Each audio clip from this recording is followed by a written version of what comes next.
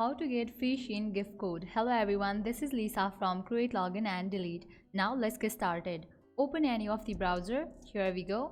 At the very top you can see this search box. Over there type in Shein coupon code and search for it.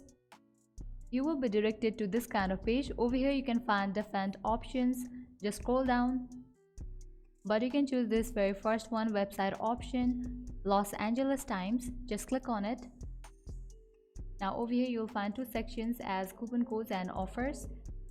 You can just click on the one that you are interested in this way and just scroll down. Over here you will find different options for coupon codes as well as you will find different options for offers. Just scroll down. If you are interested in any of the coupon, all you have to do is click on it. Now this is the Shein coupon code. You can just copy it and use it. Or also you can click on the option of visit Shein. That will lead you to login page of Shein. From here you can easily log into your Shein account and use the coupon code. You can also go through other options given over here as $38 off, $40 off, 25% off and many more.